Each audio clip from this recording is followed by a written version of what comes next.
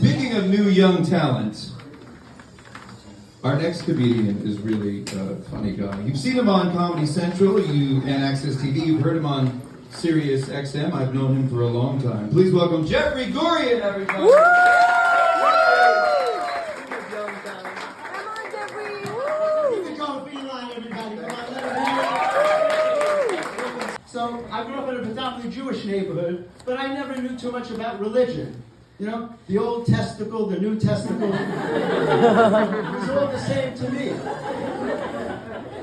But we did have a mezuzah outside our door, but it wasn't for religious purposes. Jews are very accommodating. We want you to know where we live, just in case a pogrom breaks out in the middle of the night. We don't want you accidentally disturbing our Gentile neighbors. As a group, we tend to be very polite. I didn't have a nickname as a kid. Jews never get good nicknames. Never get good. Italian kids get amazing nicknames, great nicknames. Very often nicknames that'll scare you. Sometimes just parts of the face. Nicky the nose, Joey the chin, Carmine the soft palate. I never got that one, but you never know. But Jews never get good nicknames. What are you going to call them? Saul Thrifty Schwartz? Who's going to be afraid of that, right? What's the worst they could do? Give you the wrong change? Mike the Mensch Mandelbaum? How about Abe the Kibitzer? Abe the Kibitzer Klugstein. You know? You'll never hear anybody say, hi, the Kibitzer's coming. You know, trust me, the only thing you have to hide is the pastrami. Unbelievable. So, in my neighborhood, when the kids wore any kind of religious symbols, they were very non-violent symbols, like a Jewish star or a chai. So when I grew up and I went outside the neighborhood, I was shocked to see kids wearing crucifixes. I'm like, holy shit, that guy's wearing a guy nailed to a cross. I didn't know it was a religion, I thought it was a warning. Like, this is what we do to you if we find you in the neighborhood.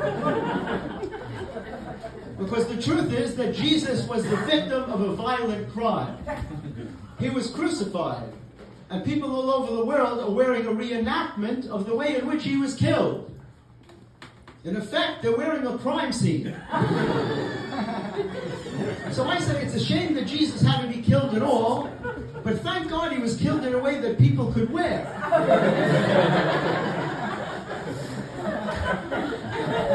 Because what if he'd been eaten by sharks? What if he'd been crushed to death by a chariot? People all over the world be wearing little chariots with a guy flattened out like a panda. It's not a religion. You can't wear that to church. It would be disrespectful. How do you even make the sign of a chariot? Does it have 2 wheels or 3 wheels? Fights would break out. Well, what if he had some weird accident? He's walking down the street and an air conditioner falls on his head. Jewelers would go crazy trying to make something like that. You're kidding? A guy standing like this with a 10,000 BTU feathers coming out of him. That's not a religious symbol. So, to show you what a kind and compassionate man that Jesus was, he knew the Romans were going to kill him. But he knew that people would be wearing the way in which he was killed. So he went to the Romans and he said, how are you going to do it? And they said, we're going to crucify you.